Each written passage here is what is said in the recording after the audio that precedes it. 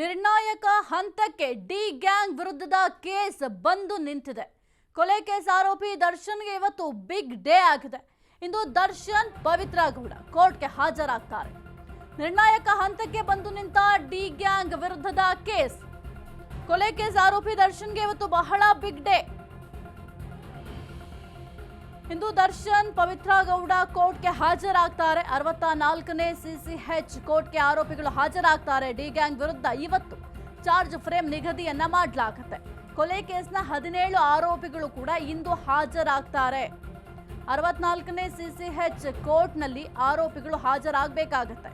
ಪರಪ್ಪನ ಅಗ್ರಹಾರದಲ್ಲಿ ದರ್ಶನ್ ಮತ್ತು ಪವಿತ್ರ ಗೌಡ ಇದ್ದಾರೆ. ದರ್ಶನ್ ಮತ್ತು ಪವಿತ್ರ ಗೌಡಳನ್ನ ಪೊಲೀಸರು ಕರೆತರುವ ಕೆಲಸವನ್ನ ಮಾಡ್ತಾರೆ. ನಿರ್ಣಾಯಕ ಹಂತಕ್ಕೆ ಬಂದಿದೆ ಡಿ ಗ್ಯಾಂಗ್ ವಿರುದ್ಧದ ಕೇಸ್. ಕೊಲೆ ಕೇಸ್ ಆರೋಪಿ ದರ್ಶನ್ಗೆ ಇವತ್ತು ಬಹಳ ಬಿಗ್ ಡೇ ಆಗಿದೆ. ಕೇವಲ ಕೊಲೆ ಆರೋಪಿ ದರ್ಶನ್ಗೆ ಅಷ್ಟೇ ಅಲ್ಲ, ಉಳಿದಂತಹ ಆರೋಪಿಗಳಿಗೂ ಕೂಡ ಇವತ್ತು ಮಹತ್ವದ ದಿನ ಆಗಿದೆ. ದರ್ಶನ್ ಮತ್ತು ಪವಿತ್ರ ಗೌಡ ಸದ್ಯಕ್ಕೆ ಪರಪ್ಪನ ಅಗ್ರಹಾರದಲ್ಲಿದ್ದಾರೆ. ಇನ್ನು ಅವರನ್ನ ಕರೆತರುವ ಕೆಲಸವನ್ನು ಕೂಡ ಪೊಲೀಸರು ಮಾಡ್ತಾರೆ. ಹಾಗಾಗಿ ಏನೆಲ್ಲ ಸಿದ್ಧತೆಗಳು ಬೇಕೋ ಅದೆಲ್ಲವನ್ನು ಕೂಡ ಮಾಡ್ಕೊಳ್ತಾ ಇದ್ದಾರೆ. ಕೇವಲ ಜೈಲಿನಲ್ಲಿರುವಂತಹ ಆರೋಪಿಗಳಷ್ಟೇ ಅಲ್ಲ, ಉಳಿದಂಥ ಆರೋಪಿಗಳೇನಿದ್ದಾರೆ ಅವರು ಕೂಡ ತಮ್ಮ ವಕೀಲರ ಮೂಲಕ ಕೋರ್ಟ್ಗೆ ಹಾಜರಾಗಬೇಕಾಗುತ್ತೆ. 64ನೇ ಸಿಸಿಎಚ್ ಕೋರ್ಟ್ಗೆ ಹಾಜರಾಗಬೇಕಾಗುತ್ತೆ. ಸದ್ಯಕ್ಕೆ ದರ್ಶನ್ ಮತ್ತು ಪವಿತ್ರ ಗೌಡ ಸೇರಿ ಕೆಲವೊಂದಿಷ್ಟು ಆರೋಪಿಗಳು ಇನ್ನೂ ಕೂಡ ಜೈಲಿನಲ್ಲಿದ್ದಾರೆ. ಅವರೆಲ್ಲರೂ ಕೂಡ ಕೋರ್ಟ್ಗೆ ಹಾಜರಾಗಬೇಕಾಗುತ್ತೆ. ಪೊಲೀಸರು ಅವರೆಲ್ಲರನ್ನು ಕೂಡ ಕರೆತರುವ ಕೆಲಸವನ್ನು ಕೂಡ ಮಾಡ್ತಾರೆ. ಹಾಗಾಗಿ ನಿರ್ಣಾಯಕ ಹಂತಕ್ಕೆ ಈ ಒಂದು ಕೇಸ್, ರೇಣುಕಾಸ್ವಾಮಿ ಕೊಲೆ ಪ್ರಕರಣ ಏನಿದೆ, ಈ ಒಂದು ಪ್ರಕರಣಕ್ಕೆ ಸಂಬಂಧಪಟ್ಟಂತೆ ಸದ್ಯಕ್ಕೆ ನಿರ್ಣಾಯಕ ಹಂತಕ್ಕೆ ಬಂದು ನಿಂತಿದೆ. ಇವತ್ತು ಕೋರ್ಟ್ನಲ್ಲಿ ಏನಾಗತ್ತೆ, ಈ ಒಂದು ಚಾರ್ಜ್ ಫ್ರೇಮ್ ವಿಚಾರವಾಗಿ ಆಗಿರ್ಬೋದು ಅಥವಾ ಟ್ರಯಲ್ ವಿಚಾರವಾಗಿ ದಿನಾಂಕ ಇವತ್ತು ನಿಗದಿ ಆಗುವ ಸಾಧ್ಯತೆ ಇದೆ. ನೋಡಬೇಕಾಗತ್ತೆ ಇವತ್ತೇ ದಿನಾಂಕ ನಿಗದಿ ಆಗುತ್ತಾ ಅಥವಾ ಏನಾಗುತ್ತೆ ಅಂತ. ಈ ಒಂದು ಕೊಲೆ ಕೇಸ್ನ 17 ಆರೋಪಿಗಳು ಕೂಡ ಕೋರ್ಟ್ಗೆ ಹಾಜರಾಗಲೇಬೇಕು. 64ನೇ ಸಿಸಿಎಚ್ ಕೋರ್ಟ್ ಏನಿದೆ, ಈ ಒಂದು ಕೋರ್ಟ್ಗೆ ಎಲ್ಲರೂ ಕೂಡ ಹಾಜರಾಗಲೇಬೇಕಾಗಿದೆ. ಆರೋಪಗಳನ್ನ ಓದಿ ತಿಳಿಸಲಿದ್ದಾರೆ ನ್ಯಾಯಾಧೀಶರು. ಕೊಲೆ, ಕಿಡ್ನಾಪ್, ಸಾಕ್ಷ್ಯನಾಶ, ಪಿತೂರಿಯ ಆರೋಪ ಇದೆ. ಚಾರ್ಜ್ ಶೀಟ್ನಲ್ಲಿ ಉಲ್ಲೇಖಿಸಿರುವ ಸೆಕ್ಷನ್ಗಳ ಮಾಹಿತಿಯನ್ನ ನೀಡ್ತಾರೆ. ಕೊಲೆ ಆರೋಪ ನಿರಾಕರಿಸಿದ್ರೆ ಸಾಕ್ಷ್ಯ ವಿಚಾರಣೆ ಆರಂಭ ಮಾಡ್ತಾರೆ. ಆರೋಪ ಒಪ್ಕೊಂಡ್ರೆ ಕೋರ್ಟ್ ಶಿಕ್ಷೆಯನ್ನ ವಿಧಿಸಬಹುದು. ಆರೋಪ ಸುಳ್ಳು ಅಂತ ನಿರಾಕರಿಸುವ ಸಾಧ್ಯತೆಯೇ ಹೆಚ್ಚಾಗಿದೆ. ಜೈಲಿನಿಂದ ಆಗಮಿಸಲಿರುವ ದರ್ಶನ್, ಪವಿತ್ರ ಗೌಡ, ಅನುಕುಮಾರ್, ಜಗದೀಶ್, ಲಕ್ಷ್ಮಣ್ ಮತ್ತು ನಾಗರಾಜ್. ಇನ್ನು ಬೇಲ್ನಲ್ಲಿರುವಂತಹ ಹೊರಗಡೆ ಬೇಲ್ನಲ್ಲಿ ಏನಿದ್ದಾರೆ ಆ ಆರೋಪಿಗಳು ತಮ್ಮ ವಕೀಲರ ಮೂಲಕ ನ್ಯಾಯಾಲಯಕ್ಕೆ ಹಾಜರಾಗಬೇಕಾಗತ್ತೆ. ಈ ಒಂದು ಪ್ರಕರಣಕ್ಕೆ ಸಂಬಂಧಪಟ್ಟಂತೆ 17 ಆರೋಪಿಗಳು ಕೂಡ ಕೋರ್ಟ್ಗೆ ಹಾಜರಾಗಬೇಕಾಗತ್ತೆ.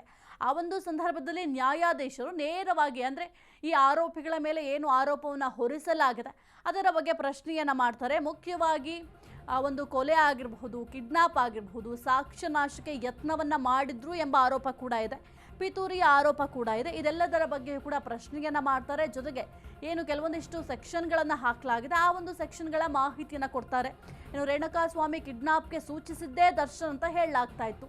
ಆ ಒಂದು ವಿಚಾರವಾಗೂ ಕೂಡ ದರ್ಶನ್ ಮೇಲಿರುವಂತಹ ಆರೋಪಕ್ಕೆ ಸಂಬಂಧಪಟ್ಟಂತೆ ಪ್ರಶ್ನೆಯನ್ನ ಮಾಡ್ತಾರೆ.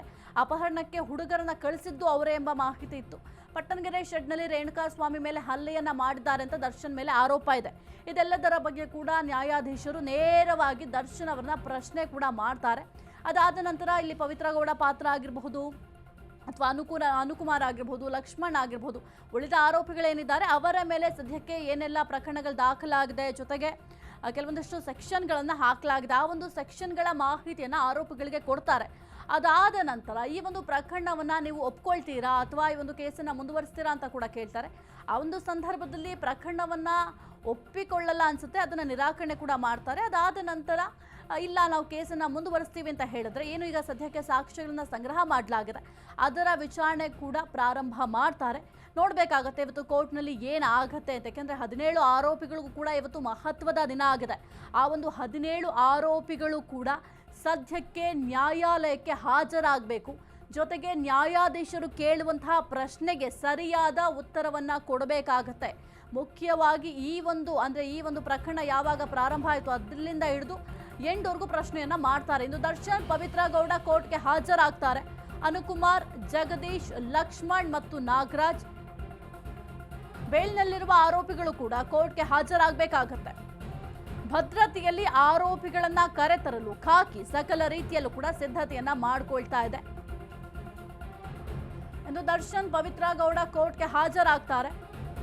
ಅನುಕುಮಾರ್, ಜಗದೀಶ್, ಲಕ್ಷ್ಮಣ್, ನಾಗರಾಜ್ ಅವರು ಕೂಡ ಕೋರ್ಟ್ಗೆ ಹಾಜರಾಗ್ತಾರೆ. ಇನ್ನು ಬೇಲ್ನಲ್ಲಿರುವ ಆರೋಪಿಗಳೇನಿದ್ದಾರೆ ಅವರು ಕೂಡ ಕೋರ್ಟ್ಗೆ ಹಾಜರಾಗಬೇಕಾಗುತ್ತೆ. ಭದ್ರತೆಯಲ್ಲಿ ಈಗ ಸದ್ಯಕ್ಕೆ ಜೈಲಿನಲ್ಲಿರುವಂತಹ ಆರೋಪಿಗಳನ್ನ ಪೊಲೀಸರು ಕರೆತರಲು ಸಕಲ ರೀತಿಯಲ್ಲೂ ಕೂಡ ಸಿದ್ಧತೆಯನ್ನ ಮಾಡ್ತಾ ಇದ್ದಾರೆ. ಇನ್ನು ಎಲ್ಲರನ್ನೂ ಕೂಡ ಕೋರ್ಟ್ಗೆ ಹಾಜರುಪಡಿಸ್ತಾರೆ. ಆ ಒಂದು ಸಂದರ್ಭದಲ್ಲಿ ನ್ಯಾಯಾಧೀಶರು ಕೆಲವೊಂದಿಷ್ಟು ಪ್ರಶ್ನೆಯನ್ನ ಮಾಡ್ತಾರೆ. ಇನ್ನು ಪವಿತ್ರ ಗೌಡ ಮೇಲಿನ ಆರೋಪ ಆಗಿರಬಹುದು, ಅದ್ರ ಬಗ್ಗೆ ಕೂಡ ಪ್ರಶ್ನೆಯನ್ನ ಮಾಡ್ತಾರೆ.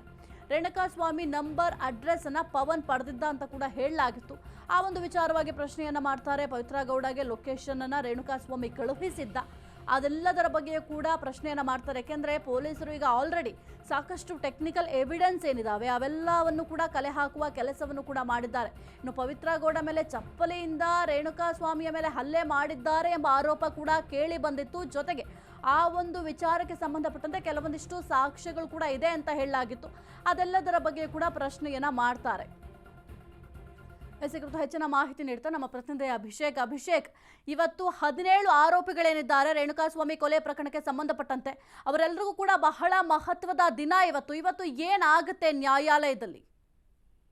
ಈಗಾಗಲೇ ಏನು ಮಲ್ಟಿಪಲ್ ಸೆಕ್ಷನ್ಗಳು ಹಾಕಿರುವಂತಹ ಒಂದು ಕಾರಣದಿಂದಾಗಿ ಪ್ರತಿಯೊಂದು ಸೆಕ್ಷನ್ಗೆ ಅನ್ವಯವಾಗುವಂತೆ ಚಾರ್ಜ್ ಶೀಟ್ ಗಳನ್ನು ಸಿದ್ಧಪಡಿಸಲಾಗಿದೆ. ಮತ್ತೆ ಅದಕ್ಕೆ ಏನೇನು ಆರೋಪವನ್ನು ಮಾಡಲಾಗಿದೆ ಅದೆಲ್ಲದರ ಬಗ್ಗೆ ಕೂಡ ನ್ಯಾಯಾಧೀಶರು ಅವರ ಬಳಿ ಕೇಳುವಂತಹ ಒಂದು ಪ್ರಕ್ರಿಯೆಗಳು ಇಲ್ಲಿ ನಡೆಯುತ್ತೆ. ಅಂದ್ರೆ ಇಲ್ಲಿ 50% ಅವ್ರೇನಾದ್ರೂ ಒಪ್ಕೊಂಡಂತಹ ಪಕ್ಷದಲ್ಲಿ 50% ಇಲ್ಲಿ ಕೇಸ್ ಮುಗಿದ ಹಾಗೆ ಅಂತಾನೆ ಹೇಳ್ಬೋದಾಗಿದೆ. ಹೀಗಾಗಿ ಒಪ್ಪಿಕೊಳ್ಳದೆ ಇದ್ದಂತಹ ಸಂದರ್ಭದಲ್ಲಿ ಈಗ ಸದ್ಯದ ಮಟ್ಟಿಗೆ 234 ಏನು ಸಾಕ್ಷಿಗಳೇನಿದೆ ಆ ಸಾಕ್ಷಿಗಳನ್ನ ಪೊಲೀಸ್ ನ್ಯಾಯಾಲಯಕ್ಕೆ ಕರೆಸಿ ಅವರಿಂದ ಒಂದಷ್ಟು ಮಾಹಿತಿಗಳನ್ನ ಅಂದ್ರೆ ಹೇಳಿಕೆಗಳನ್ನ ಪಡೆದುಕೊಳ್ಳುವಂತಹ ಒಂದು ಕೆಲಸಗಳನ್ನು ಕೂಡ ಮಾಡಲಾಗುತ್ತೆ. ಹೀಗಾಗಿ ಇಂದು ಮಹತ್ವದ ದಿನ. ಬಹುತೇಕ ಎಲ್ಲಾ ಆರೋಪಿಗಳ ರೀತಿಯಲ್ಲಿ ನಾನು ಈ ಕೃತ್ಯವನ್ನ ಮಾಡಿಲ್ಲ ಅಂತ ಹೇಳಿ ದರ್ಶನ್ ಅಂಡ್ ಗ್ಯಾಂಗ್ ಏನಿದೆ ಅದು ಅದೇ ರೀತಿಯಾದಂತಹ ಒಂದು ವರ್ತನೆಯನ್ನು ತೋರಿಸ್ತಾರೆ. ಇಲ್ಲಿ ಈ ಹಿನ್ನೆಲೆಯಲ್ಲಿ ಅಂದ್ರೆ ನ್ಯಾಯಾಲಯದ ಮುಂದೆ ವಿಡಿಯೋ ಮಾಡುವಂತಹ ಮುಖಾಂತರ ಅದನ್ನ ಚಿತ್ರೀಕರಣ ಮಾಡ್ಕೊಳ್ಳಾಗುತ್ತೆ.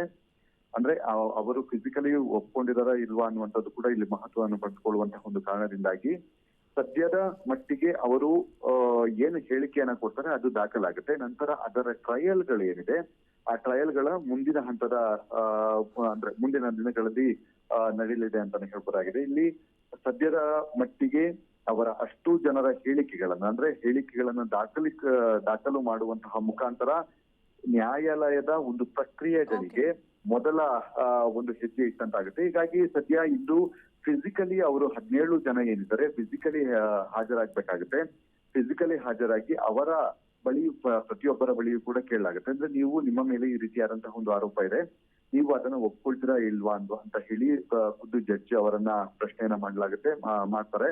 ನಂತರ ಅವರೇನಾದ್ರೂ ಒಪ್ಪಿಕೊಂಡಂತಹ ಹಿನ್ನೆಲೆಯಲ್ಲಿ ನಂತರ ಮುಂದಿನ ಹಂತದ ಅಂದ್ರೆ ಈ ಟ್ರಯಲ್ ಎಕ್ಸಾಂಪಲ್ 1 ವರ್ಷ ಅಂತ ಹೇಳಿದ್ರೆ 6 ತಿಂಗಳಿಗೆ ಇಳಿಯುತ್ತೆ. ಅಂದ್ರೆ 50% ಕೇಸ್ ಸಾಲ್ವ್ ಆದ ರೀತಿಯಲ್ಲಿ ಅಂದ್ರೆ ಅವರು ಒಪ್ಕೊಂಡಂತಹ ಪಕ್ಷದಲ್ಲಿ ಇಲ್ಲದಿದ್ದಂತಹ ಸಂದರ್ಭದಲ್ಲಿ ಅದು ಇನ್ನೂ ಹೆಚ್ಚಿನ ಒಂದು ದಿನಗಳ ಕಾಲ ಟ್ರಯಲ್ ಮುಂದುವರಿಯುವಂತಹ ಸಾಧ್ಯತೆ ಇದೆ. ಹೀಗಾಗಿ ಸುಪ್ರೀಂ ಕೋರ್ಟ್ ಕೂಡ ಒಂದು ನಿರ್ದೇಶನವನ್ನು ಕೊಟ್ಟಿದೆ, ಆದಷ್ಟು ಬೇಗ ಈ ಒಂದು ಪ್ರಕರಣವನ್ನ ಇತ್ಯರ್ಥಗೊಳಿಸಿ ಅಂತ ಹೇಳಿ. ಹೀಗಾಗಿ ಇಂದಿನ ದಿನದ ಒಂದು ಅವರ ಹೇಳಿಕೆಗಳೇನಿದೆ ಸಾಕಷ್ಟು ಒಂದು ಮಹತ್ವವನ್ನ ಪಡೆದುಕೊಂಡಿದೆ ಅಂತಾನೆ ಹೇಳ್ಬೋದು. ಸಾಹಿತ್ಯ. ಓಕೆ, ಥ್ಯಾಂಕ್ ಯು ಅಭಿಷೇಕ್ ನಿಮ್ಮೆಲ್ಲ ಮಾಹಿತಿಗಾಗಿ.